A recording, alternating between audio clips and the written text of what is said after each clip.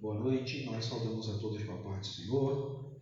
Seja muito bem-vindo a mais uma terça-feira e louvamos o nome do Senhor por essa noite. Mais uma vez nós aprenderemos um pouco mais da sua palavra. Vamos fazer uma oração de agradecimento a Deus por essa oportunidade. Chame aí seus familiares, convide seus amigos, compartilhe e que possamos juntos crescer na graça e no conhecimento do Senhor. Senhor Deus e Pai, nós te louvamos, te bendizemos e te agradecemos por essa rica oportunidade de mais uma vez que o Senhor nos permite entrar na sua casa para expor a sua palavra, ouvir a sua voz, que tudo seja feito para a glória do teu nome, Senhor. Fale conosco em nome de Jesus. Amém e amém.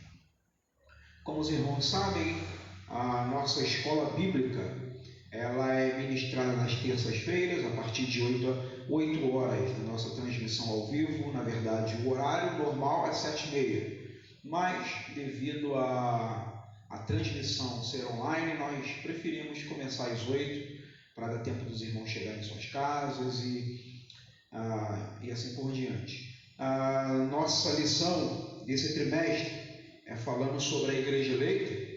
É uma lição que nós podemos falar que é de soteriologia, que fala ali sobre a doutrina da salvação. Nós estamos estudando a carta aos Efésios e hoje a lição número 5. A lição número 5 tem por título Libertos do pecado para uma nova vida em Cristo. Então a lição número 1 foi uma introdução. Nós conhecemos ali o contexto histórico da cidade de Éfeso, como surgiu a igreja ali fundada por Paulo nessa cidade. No capítulo 2 falamos das bênçãos que os eleitos recebem. Falamos também sobre predestinação e eleição. A semana passada nós falamos na lição 4 um assunto que podemos dizer que foi uma continuação. Falamos sobre a iluminação espiritual do crente. E hoje, libertos do pecado para uma nova vida. Então, para a gente não perder muito tempo, eu quero ler logo aqui a introdução da lição de hoje. Se você não tem a revista, mantenha a sua Bíblia aberta em Efésios 2, ou medite em Efésios capítulo 2, que é onde vai estar baseada a lição de hoje. A presente seção da Epístola aos Efésios apresenta relevantes aspectos doutrinários da salvação. Nela, o apóstolo descreve a libertação dos pecados como um favor imerecido dado por Deus aos salvos, a fim de que eles desfrutassem de uma nova vida em Cristo. E eu quero destacar aqui dessa parte que nós lemos, quando o autor diz, nela, o apóstolo descreve a libertação dos escravos como um favor imerecido dado por Deus aos salvos, a fim de que eles desfrutassem uma nova vida em Cristo. Então, nós podemos dizer que a peculiaridade do cristianismo está na rejeição dos nossos padrões morais para alcançar a salvação. Diferentemente das demais formas de espiritualidade, o cristianismo é aquele que não te incentiva a viver uma vida moralmente correta para tentar achar ou alcançar a salvação. As demais formas de espiritualidade têm um certo tipo de cobrança, um certo tipo de exigência dos seus fiéis, dos seus adeptos, para que esses possam alcançar um nível de espiritualidade. A fé cristã é diferente. A fé cristã ensina que é tudo por graça. Não importa aquilo que eu faça ou deixe de fazer, nunca estarei diante de Deus justo. A única maneira que eu me torne justo é por meio da graça que há em Cristo Jesus, da sua morte e ressurreição, do sangue vertido na cruz do Calvário, sobre a minha e sobre a sua vida. A única maneira. Isaías vai falar que o nosso ato de justiça são trapos de imundície. Então não importa o grau de ética, de moral que eu possa viver. Sem Jesus, eu continuo com um estado pecaminoso. Então, o que me faz justo ou justificado diante de Deus não são as minhas ações.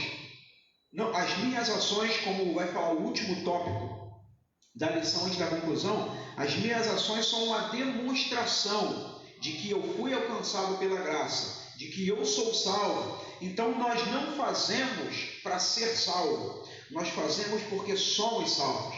Nós não nos santificamos para ser salvos, nos santificamos porque somos salvos. Nós não abrimos mão do mundo para alcançar salvação. Nós abrimos mão porque nós fomos alcançados com tamanha salvação. Então essa é a grande diferença do cristianismo para as religiões. As religiões, elas cobram uma atitude para que eu possa me achegar a Deus.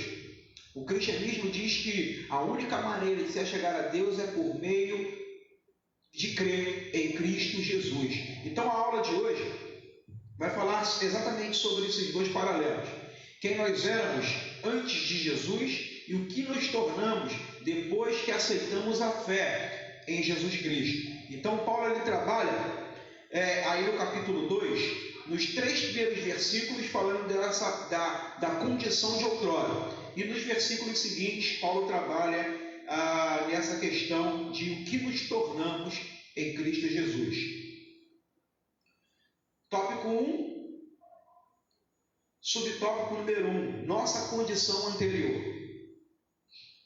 O autor diz assim: e nos vivificou, e vos vivificou, estando vós mortos em ofensas e pecados, diz o primeiro versículo. Qual era a nossa condição anterior? Talvez você possa falar que você era espírita, católico, você era um ateu. Talvez você vai dizer que você não tinha religião nenhuma, mas era um bom sujeito, uma boa pessoa, fazia o bem. Não importa o que nós éramos, se éramos pessoas bem regradas, eticamente falando, exemplar ou não. Sem Jesus, a condição que a Bíblia nos chama de mortos, de pecadores, independentemente da forma que vivemos, da forma ética que vivemos. Sem Jesus, a Bíblia diz que a nossa condição é de mortos. Em Cristo Jesus nós fomos vivificados.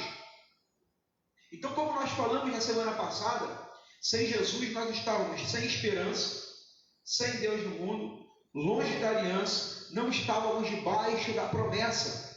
Em Cristo Jesus, a Bíblia nos diz que somos novas criaturas. Então, sem Jesus, a condição é somente uma: mortos. Estávamos mortos. A Bíblia vai dizer de pessoas que têm nome de quem vive, mas está morta. São pessoas que vivem sem Jesus no mundo. Então, não importa a forma ética que você vive. Se você está sem Jesus, a Bíblia diz que nós, sem Ele, estamos mortos. E por que essa é a nossa condição? Romanos capítulo 5, versículo 12, diz assim: portanto, assim como por um só homem entrou o pecado no mundo, e pelo pecado a morte, assim também a morte passou a todos os homens, porque todos pecaram. Então Adão, ele ao pecar, a sua natureza se tornou uma natureza pecaminosa, e todos aqueles que foram gerados por Adão nasceram em pecado e mortos espiritualmente. Então, assim como Adão morreu espiritualmente, os filhos que foram gerados por Adão, todos nasceram debaixo dessa natureza pecaminosa e mortos em delitos e pecados. Como nós temos dito, essa é uma boa oportunidade. O momento que a igreja está vivendo hoje, aqui o mundo, na verdade, está vivendo hoje, é uma boa oportunidade para a igreja. 2 personagens bíblicos que precisam estar constantemente em nossa pregação, em nossa conversa, em nosso evangelismo. Esses 2 personagens, Adão e Jesus. Nós precisamos enfatizar o que Adão fez e a consequência do que Adão fez e o que Jesus realizou na cruz para desfazer aquilo que Adão fez. Então Adão foi o primeiro a ser contaminado com um vírus. E que vírus era isso? Pecado. Adão tinha uma natureza saudável, cheia de saúde espiritual, mas fora contaminado com esse vírus chamado pecado. E por ele estar contaminado, esse vírus passou a todos os homens. E em Cristo Jesus nós temos um antídoto.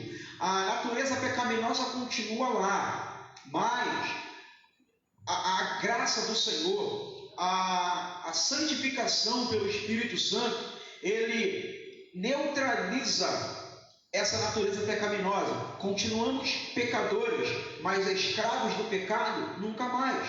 Então, por conta de Adão, nós estávamos mortos. Esse vírus chamado pecado nos contaminou, mas em Cristo Jesus ele nos vivificou, trouxe vida novamente. A palavra diz que nós estávamos mortos em ofensas e pecados. E o que é ofensa na Bíblia?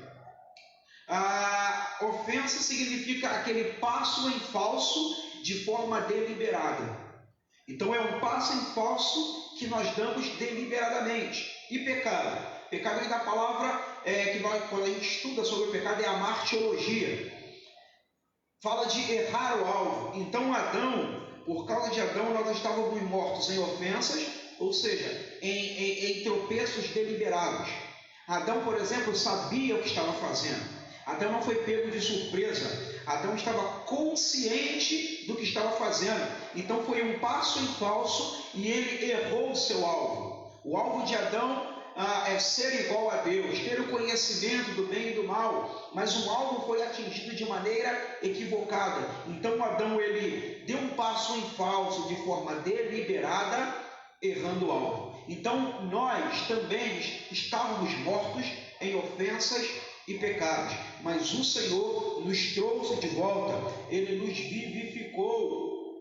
A última palavra, como nós falamos em uma dessas aulas, a última palavra que Deus poderia ter dado para Adão era sobre aquela sentença de morte. Ou era a palavra final poderia ter sido: olha, você a partir de agora está longe do jardim. Mas a palavra de Deus para Adão foi uma promessa de que viria um descendente da mulher que nos devolveria para Gênesis 1 e 2. E esse alguém é chamado Jesus. A Bíblia chama ele de o último Adão. Romanos capítulo 5, continuando aquele pensamento de Paulo. Romanos capítulo 5, o versículo que nós lemos anteriormente agora foi versículo 12, agora é o versículo 17. Romanos 5, versículo 17, 18 e 19. Romanos capítulo 5, versículo 17, 18 e 19 diz assim: se pela ofensa de um e por meio de um só reinou a morte, muito mais os que recebem a abundância da graça e o dom da justiça reinarão em vida por meio de um só, a saber, Jesus Cristo. Pois, assim como por uma só ofensa veio o juízo sobre todos os homens para condenação, assim também por um só ato de justiça veio a graça sobre todos os homens para a justificação que dá vida.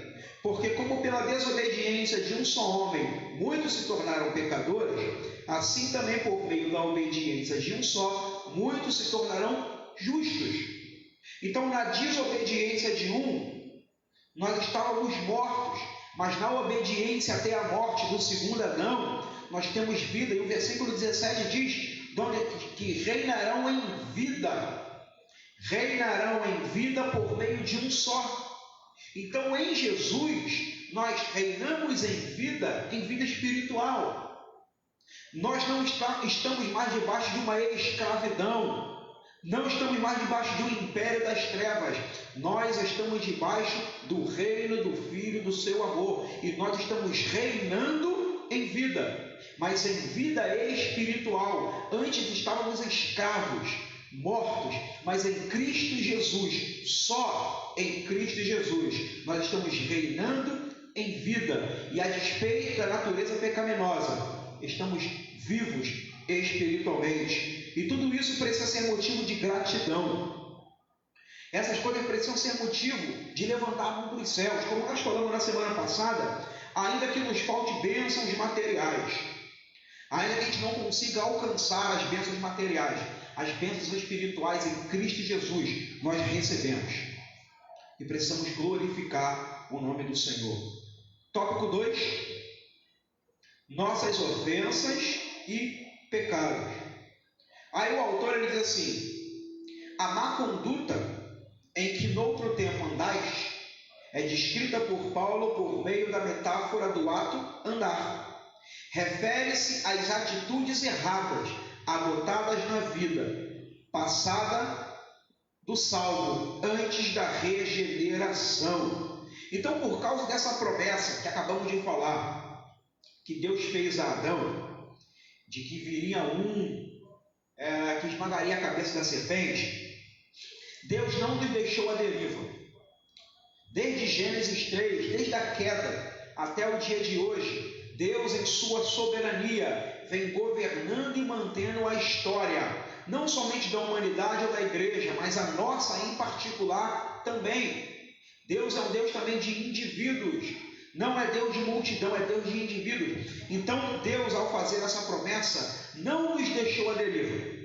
Desde a queda, Deus vem se apresentando ao homem. Desde a queda, Deus vem dando sinais de sua existência, para que o homem o aceite, o receba como único e suficiente Salvador. O Salmo 19, por exemplo, na minha opinião, na minha visão, é o salmo mais lindo que tem na Bíblia. O Salmo 19 é ali Deus dizendo como ele se apresenta, os dois grandes livros que Deus deixou para a humanidade, para ele poder se apresentar. É a natureza e a sua palavra. Porque ele inicia dizendo: os céus proclamam a glória de Deus, o firmamento anuncia a obra de suas mãos. Um dia dá discurso de um dia, uma noite revela conhecimento de uma outra noite. Neles não há som e nem linguagem, mas por ele se faz ouvir o som da sua voz. É Deus falando que tem se apresentado ao homem através das coisas criadas. Do versículo 7 em diante, o salmista começa a exaltar a palavra do Senhor, as leis que ele deixou escritas, os mandamentos, os preceitos. Então Deus tem se revelado à humanidade através das coisas criadas e da sua própria palavra. Mas o homem tem um coração obstinado, o homem ainda tem um coração rebelde, e a rebeldia do coração do homem o mantém ainda o afastado. Então não é por falta de prova e evidência, nem de manifestação, porque a palavra está sendo pregada, ainda mais nesses últimos dias, com acesso à internet, com toda essa facilidade. Então a Bíblia diz que ninguém vai dar por injusto diante de Deus. Romanos capítulo 1,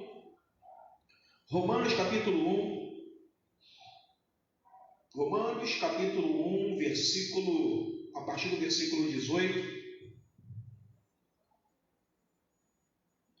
diz assim: a ira de Deus se revela do céu contra toda impiedade e perversão dos homens que detêm a verdade pela injustiça.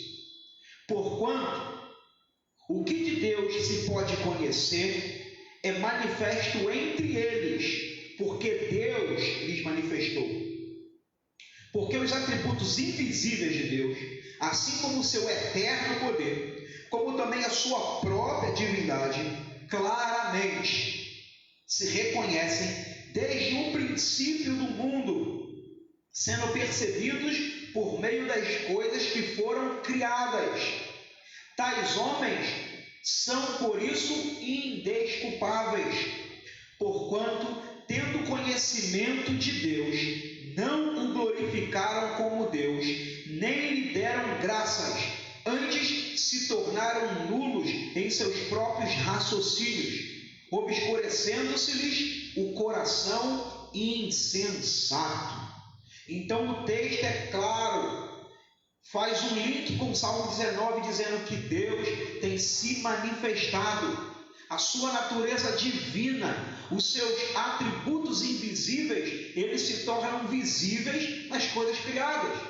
Então nenhum homem vai se dar por indesculpável, inocente. Nós temos uma mania de dizer que a profecia da volta de Jesus vai se cumprir quando todos escutarem o Evangelho. Mas de acordo com esse texto, nenhum vai se ter por indesculpável, ainda que não escute assim, de forma audível, a palavra de Deus. A sua natureza tem anunciado, como diz o Salmo 19. Os céus proclamam a glória de Deus, e por essas coisas criadas se faz ouvir o som de sua voz. Então Deus tem chamado o homem ao arrependimento, para abandonar a sua vida pecaminosa, o seu estado de morto, e em Cristo Jesus ter vida novamente. Então nenhum homem vai se ter por inocente. O texto, esse de Romano, diz que Deus entregou esses homens aos seus desejos dos próprios corações. E uma das piores coisas, um dos piores castigos que Deus pode nos dar é nos deixar de seguir de acordo com o nosso próprio coração. A Bíblia diz que ele é enganoso, pecaminoso. Então Deus deixou de mão, deixou que esses homens fossem guiados pelo próprio coração. E a Bíblia vai dizer que é destruição atrás de destruição. O autor, ele fala de 3 coisas que aconteceram quando nós andávamos em ofensas e pecados. Número 1, andaste segundo o curso desse mundo. Aí o autor diz assim: os costumes eram praticados conforme o sistema mundano da época. Então, sem Jesus, nós andamos conforme o mundo. Sem Jesus, nós somos guiados pela cultura do mundo. O cristianismo, a fé cristã, ela é uma contracultura. Ela é uma cosmovisão diferente da cosmovisão do mundo. Ao aceitarmos a Cristo, a nossa cosmovisão muda. Antes nós éramos guiados pela cosmovisão mundana, mas agora precisamos ser guiados pela cosmovisão cristã. Ser guiado pela cosmovisão cristã significa que não importa o que eu acho e o que eu penso, que importa o que a Bíblia está dizendo. Como nós temos dito aqui na igreja, algumas demandas da sociedade chegam até nós com um apelo sentimental. E se a gente for julgar essas demandas por esse apelo sentimental que carrega, nós vamos sacrificar a verdade no altar desse mundo pós-moderno. E às vezes a verdade de Deus, ela precisa ser ortodoxa, firme, e vai confrontar com aquilo que o mundo acha que deve ser a realidade. Por razão que a nossa cultura é uma contracultura à cultura do mundo. Efésios capítulo 5, versículo 11. Efésios capítulo 5, versículo 11. Não sejais cúmplices nas obras infrutíferas das trevas, antes, porém, reprovai-as. Versículos anteriores, Paulo fala assim: olha, vocês andavam dessa forma, vocês viviam assim, mas agora vocês receberam uma outra cosmovisão, andai como filhos da luz. Aí ele chega nesse versículo e fala: não seja cúmplice com essas obras. Além de não ser cúmplice, reprove quem assim pratica, porque a sua visão agora, a sua cosmovisão, melhor dizendo, agora é outra. Você estava morto sem Jesus, mas agora você está vivo em Cristo Jesus, e a sua maneira de viver precisa ser conforme Cristo Jesus. Paulo, escrevendo aos Colossenses, ele diz: assim como recebeste a Cristo, andai nele. E a forma de andar em Jesus é totalmente diferente da forma que o mundo ensina. Então a mensagem cristã, entenda isso, grava isso, a mensagem cristã sempre será ofensiva para a mente do homem caído, do homem sem Jesus. Essa mensagem vai confrontá-lo e feri-lo sempre, sempre. Então, ainda que nos custe alguma coisa, nós precisamos anunciar essa verdade. Essa verdade. A segunda coisa, quando nós estávamos em ofensa e pecado, Paulo diz assim: andaste segundo o príncipe da potestade do ar. Então nós andávamos segundo o curso desse mundo, sendo influenciado por quem? Andaste segundo os príncipes da potestade do ar. Aí o autor diz assim: indica que os agentes malignos têm a capacidade de influenciar os homens desobedientes e incrédulos. Então, como acabamos de falar, O cristianismo é uma contracultura à cultura do mundo. Então nós temos aí a nossa cultura brasileira, a cultura carioca. É uma cultura que nós podemos dizer, baseado nessa expressão, que é influenciada pelas potestades do ar. Paulo, no próprio livro de Efésios, vai falar sobre a nossa luta que não é contra a carne nem sangue. Então, a cultura de um povo determina o seu modo de crer ou o seu modo de agir. A cultura desse povo. E nós precisamos ficar muito atentos. Alguém disse, certa vez, que a cultura ela é determinada pelas artes, pela mídia e pela política. A política ela tem até menos força do que a mídia e do que as artes. Então, se você quer conhecer a cultura na qual nós estamos combatendo, preste atenção na arte que essa sociedade tem produzido. A arte que eu digo é a pintura, a música, os filmes, o que tem se produzido no meio dessas artes e o que a mídia reproduz dessas artes. Então, repara o tipo de linguagem, o tipo de visão sobre família, sobre vida, sobre casamento, sobre trabalho, sobre amizade, o que as artes que a mídia tem propagado. Salmo 1, versículos 1 e 2. Salmo 1, versículo 1 e 2, diz assim: Bem-aventurado o homem que não anda segundo o conselho dos ímpios, nem se detém no caminho dos pecadores, nem se assenta na roda dos escarnecedores. Antes, o seu prazer está na lei do Senhor, na sua lei medita de dia e de noite. A nossa sociedade, seja nas artes, na mídia ou na política, ela está impregnada de homens ímpios, pecadores e escarnecedores. E esses homens que estão na política, na mídia e nas artes, homens ímpios, pecadores e escarnecedores, têm ditado as regras, fomentado, propagado a cultura e têm produzido coisas ímpias, pecaminosas e escarnecedoras. Então nós vivemos em um ambiente, em uma cultura que é influenciada por homens assim. Há um livro chamado, se eu não me engano, O Caminho da Oração, falando sobre oração, de um pastor norte-americano que tem um ministério que a igreja dele funciona 24 horas em oração. Ele fala algo interessante sobre oração. Ele diz que os homens de poder, todos os homens de poder, presidentes, governadores, prefeitos, homens que estão incumbidos de uma autoridade para determinar a rede da nação, ele diz que esses homens, baseado no livro de Daniel, eles estão sob influência do mundo espiritual, tanto para o bem, tanto para o mal. Por essa razão que a Bíblia nos orienta a orar pelas nossas autoridades. A orientação da Bíblia não é simplesmente votar correto. A campanha que a Bíblia me orienta a fazer não é campanha eleitoral, é campanha de oração. A campanha que a Bíblia me orienta a fazer pelas autoridades constituídas é campanha de oração, porque esses homens estão debaixo de influência do mundo espiritual, tanto para o bem quanto para o mal. Então o autor ele trabalha ali no livro de Daniel. E isso é uma verdade.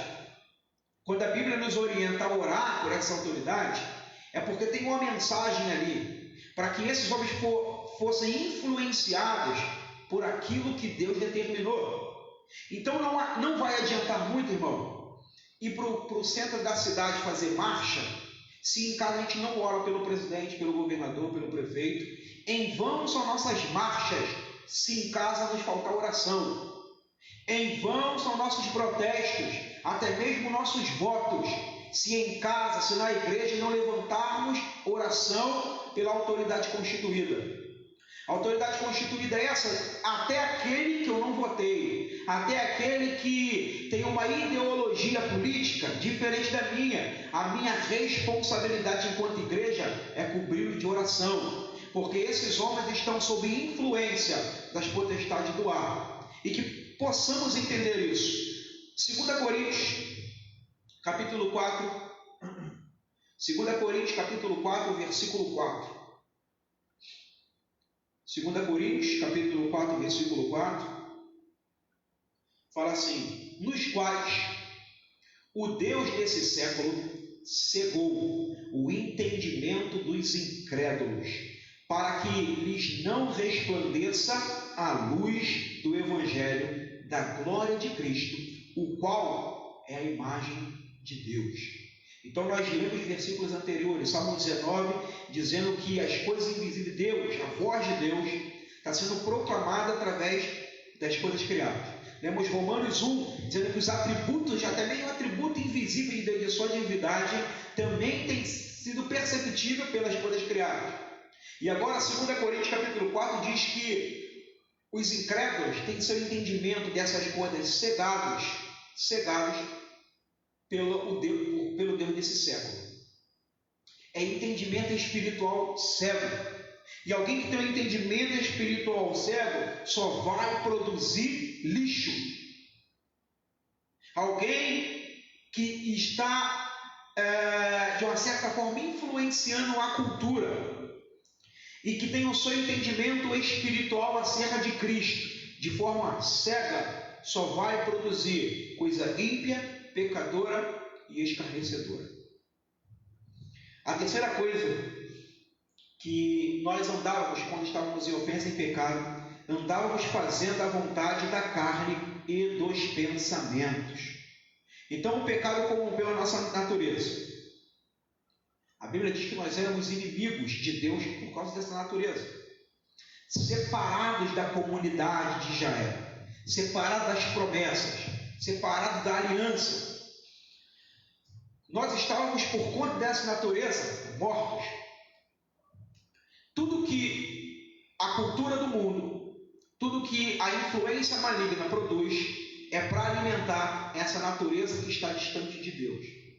E quanto mais alimentada é essa natureza, mais longe de Deus, para longe de Deus, nós vamos. Mesmo depois da conversão, mesmo depois de convertidos, essa natureza continua ali e persiste, às vezes grita, às vezes ela quer ser alimentada. Mas repito, em Cristo nós não somos mais escravos dessa natureza pecaminosa. Em Cristo temos a liberdade de escolha. Escravo livre na visão do mundo é aquele que pode fazer de tudo, mas na visão bíblica esse é o escravo. Na visão bíblica, livre é aquele que tem a liberdade de decidir o que quer e o que não quer.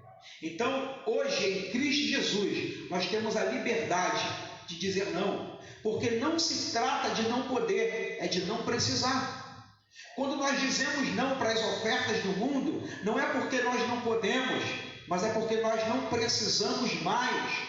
Então, quando eu digo eu não quero bebida, não é porque eu não posso, é porque eu não preciso.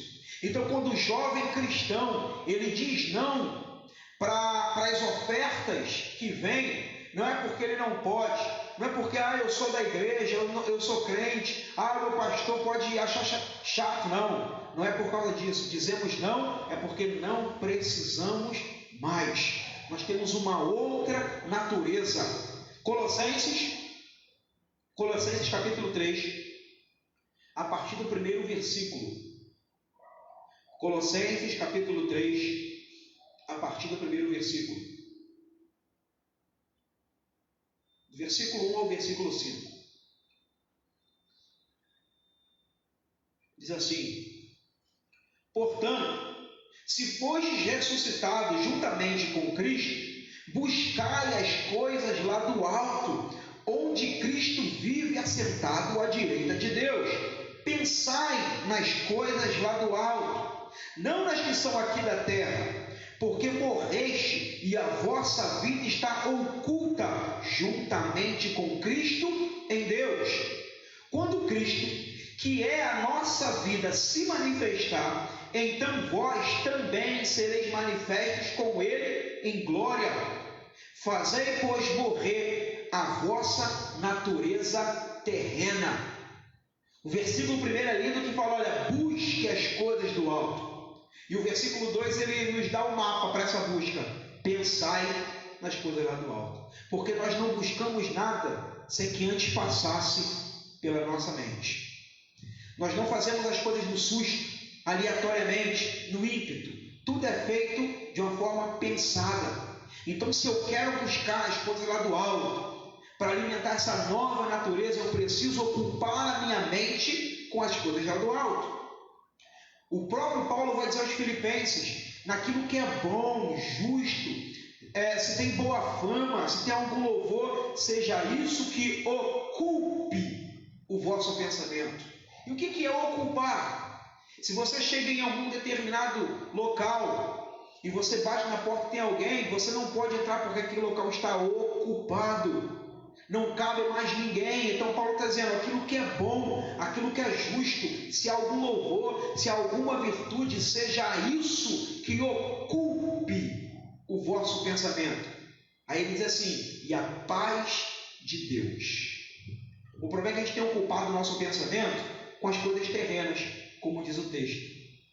Quanto mais vamos ocupando a nossa mente com coisas terrenas, mais alimentamos essa natureza pecaminosa. O texto continua dizendo, fazei correr a vossa natureza terrena. Aí ele diz, o que é a natureza terrena? Prostituição, impureza, paixão lascívia, desejo maligno e avareza, que é a idolatria. Todas as vezes que nós ocupamos a nossa mente com lixos, nós estamos suscetíveis a todas essas coisas: prostituição, impureza, paixão lascívia, desejo maligno e avareza, que é a idolatria. Então, que possamos ocupar a nossa mente com a mente de Cristo. Olha o que diz Romanos 12, versículo 2. É um texto que você conhece de cor. Romanos 12, versículo 2. E não vos conformeis com esse século, mas transformai-vos pela renovação da vossa mente, para que experimenteis qual seja a boa, agradável e perfeita vontade de Deus. O texto não diz, transformai-vos pela renovação do seu poder, transformai-vos pela renovação espiritual, transformai-vos pela renovação do avivamento. O texto diz, transformai-vos pela renovação da sua mente. Então, que possamos converter a nossa mente, a nossa maneira de pensar. Quando convertemos a nossa maneira de pensar, o texto termina dizendo que nós vamos viver a boa, perfeita e agradável vontade de Deus. E qual é a boa, perfeita e agradável vontade de Deus? Os versículos seguintes vão dizer. É a abnegação, é abrir mão do eu em prol do outro. É perdoar, é não fazer justiça com a própria mão, deixar que Deus, que é o seu justo juiz. Tudo isso é a boa, perfeita e agradável vontade de Deus. Por quê? A visão romana era totalmente diferente dessa. A visão romana era o glorificar a si próprio, era pensar em si primeiro, totalmente diferente do pensamento cristão.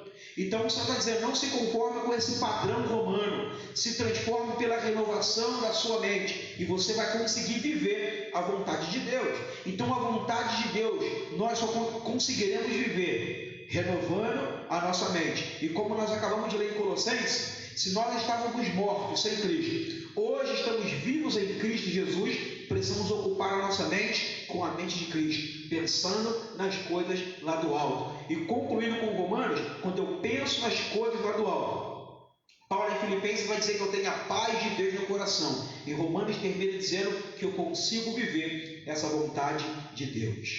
Então você quer saber a vontade de Deus para a sua vida? Quer viver a vontade de Deus?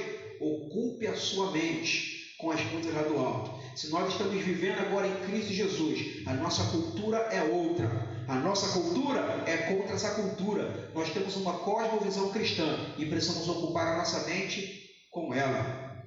Tópico 3, melhor dizendo, tópico 2, subtópico 3.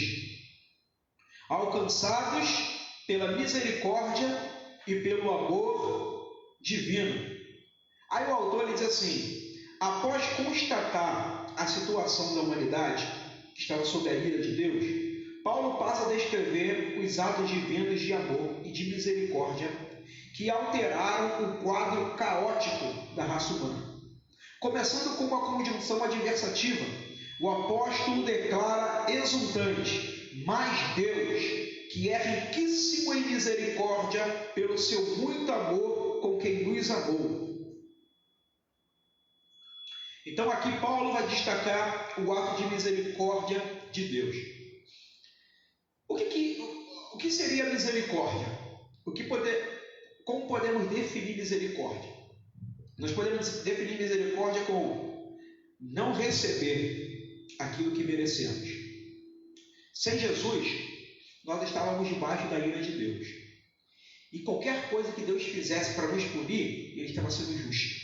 Porque nós estávamos mortos em ofensas e pecados. Qualquer julgamento de Deus contra nós, Ele estava sendo justo. O que é justiça? Receber aquilo que merecemos. Então Deus é justo, Deus é juiz. E justiça é receber aquilo que merecemos. E às vezes a gente fala assim: vou orar para Deus ser justo. Deus entra com justiça. Precisamos tomar cuidado, porque se Ele for justo de fato conosco, podemos ser punidos gravemente. Então a gente fala: Senhor, entra com justiça. Quando alguém nos fere, entra com justiça, Deus. Às vezes nós estamos ferindo a santidade de Deus. E se Ele entrar com justiça, ai de nós. Então o que é a justiça? Receber aquilo que merecemos. E o que é misericórdia?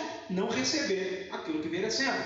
Então a misericórdia, a Bíblia diz, são as causas de não sermos consumidos. Porque a ira de Deus está sobre nós, pecadores. E se a ira de Deus for derramada em nós, Ele está sendo justo. Mas a Bíblia diz que a misericórdia é a causa de não sermos consumidos. E essa misericórdia, ela se renova.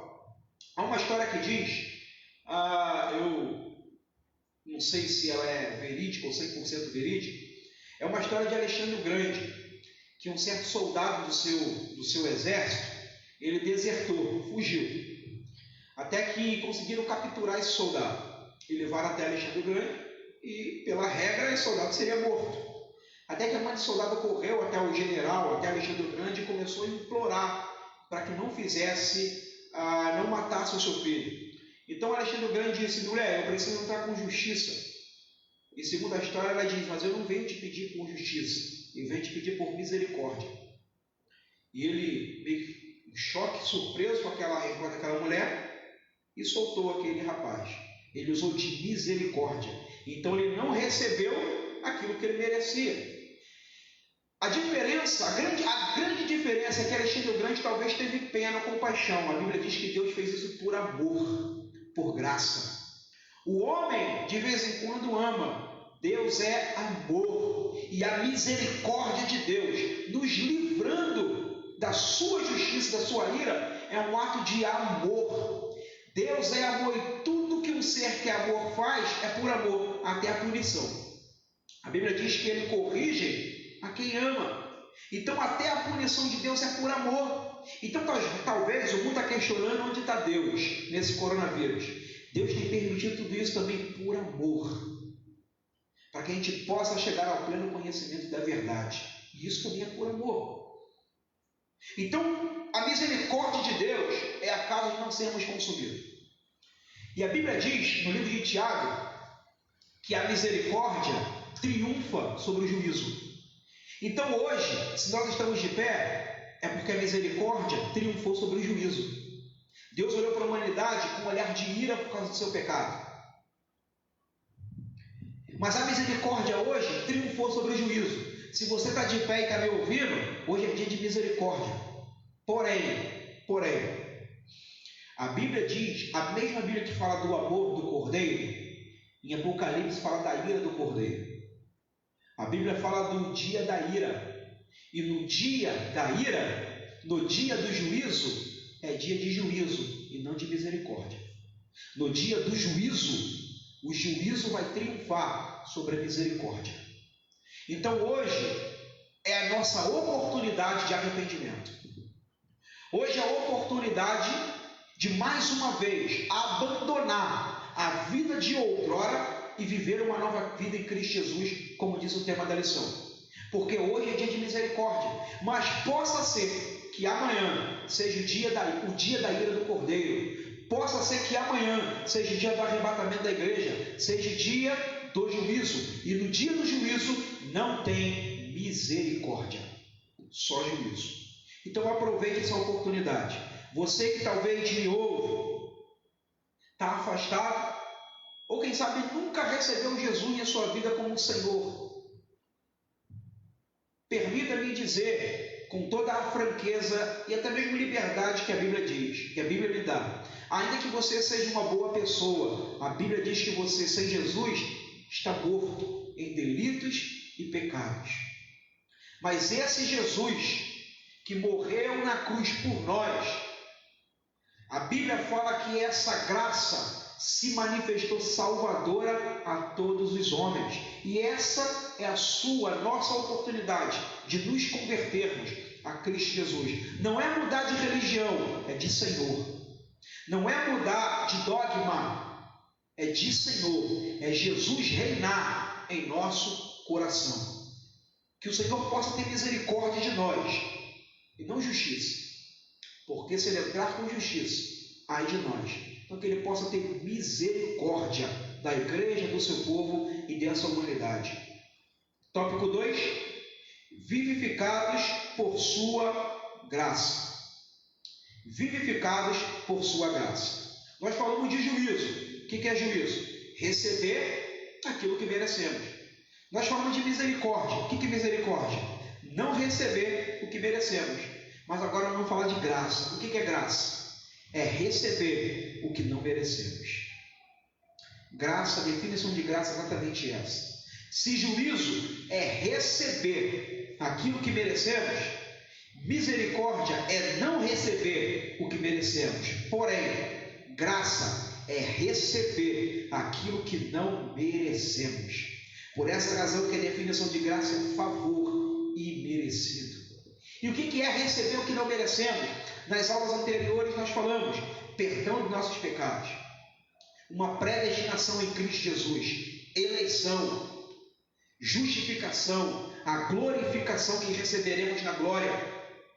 Tudo isso nós recebemos por graça. Como nós falamos no início, nada do que a gente possa fazer vai nos tornar aptos, merecedores das bênçãos dos céus, somente a sua graça. Irmão, as demais religiões, elas também falam de juízo, elas também falam de misericórdia, elas também falam de amor, mas nenhuma religião trabalha com a palavra graça, só o cristianismo. Porque nenhum outro patrono de religião nenhuma pôde morrer pelos seus adeptos. Maomé não morreu e ressuscitou. Buda não morreu e ressuscitou. Allan Kardec não morreu e ressuscitou. Confúcio não morreu e ressuscitou. O único que morreu e ressuscitou, e isso é por graça, é o Deus dos crentes, é o Deus do cristianismo, é Jesus Cristo, nosso Senhor. Então somente a fé cristã tem essa percepção de graça.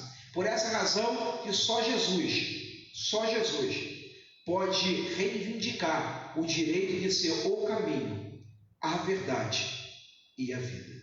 Só Jesus. Talvez você aprendeu que todos os caminhos levam a Deus. De uma certa forma, sim. Porque todos nós compareceremos ao tribunal de Deus. Mas só Jesus nos leva a uma vida eterna. Só Jesus. O nosso convite essa noite não é para você se filiar a uma placa de igreja, se filiar a uma religião, mas é receber Jesus como o único e suficiente Salvador. E essa conversão, essa regeneração é pelo Espírito Santo. O tema desse tópico é vivificado por graça, e esse vivificado é regeneração, e regeneração é nascer de novo. E esse novo nascimento, diz João capítulo 3, é pelo Espírito. Só o Espírito Santo que pode fazer de nós nascidos de novo. E eu quero pular para os últimos tópicos. Dá para a gente caminhar por fim. O primeiro subtópico lá do final diz graça como meio de salvação. A salvação inclui a libertação da morte, da escravidão do pecado e da ira vindoura. Ao mesmo tempo, permite ao salvo desfrutar de todas as bênçãos espirituais descritas em Efésios, capítulo 2, do 1 ao 7. Portanto, a salvação é o livramento do poder da maldição do pecado e da morte e a restituição do homem à comunhão com Deus, uma bênção concedida a todos que recebem Cristo como Salvador. Aí no final do tópico, o autor fala assim: a fé deve ser considerada como a aceitação da obra realizada por Cristo em nosso favor. Muitas pessoas têm uma definição de fé lendo somente aquele versículo de Hebreus que fala que a fé é o firme fundamento das coisas que não se vê, a certeza daquilo que se espera e tal. Mas a gente corre o risco de confundir fé com pensamento positivo. Então a gente fala assim: em nome de Jesus vai acontecer, aquilo vai acontecer e tal. Isso pode ser simplesmente um pensamento positivo, porque fé não significa acreditar que algo no qual eu estou orando vai acontecer. Fé é acreditar no poder que há em Cristo Jesus, e que esse Cristo tem no poder de, se quiser, realizar aquilo que na qual estou orando. Então a minha fé não é depositada na certeza daquilo que eu estou orando que vai acontecer, mas é depositar a minha certeza no poder que há em Cristo Jesus. Porque o livro de Hebreus, ele vai dizer sobre esse versículo, mas ele continua dizendo: porque pela fé nós entendemos que pela palavra o mundo foi criado.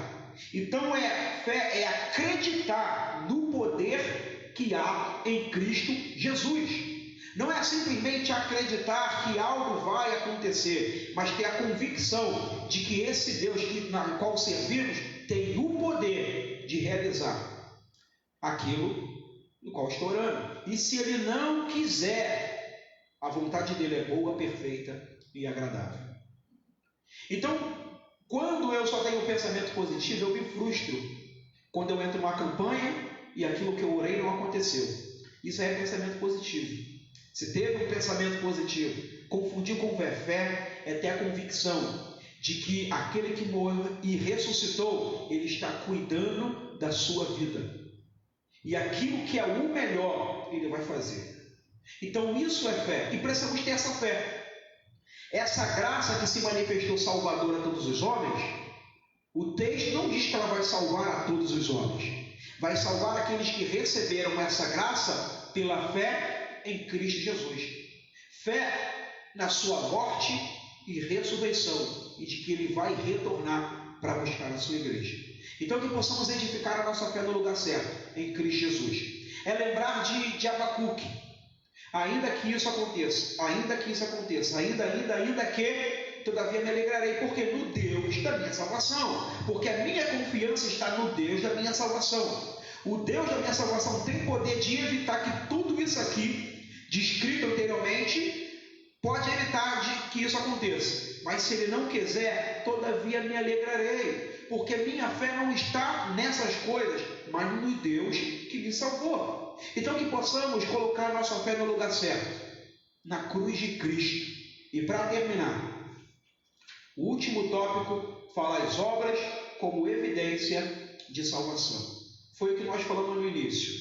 Nós não nos santificamos para ser salvos, nos santificamos porque somos salvos. Não oramos para ser salvos, oramos porque somos salvos. Não evangelizamos para ser salvos, nós evangelizamos porque somos salvos.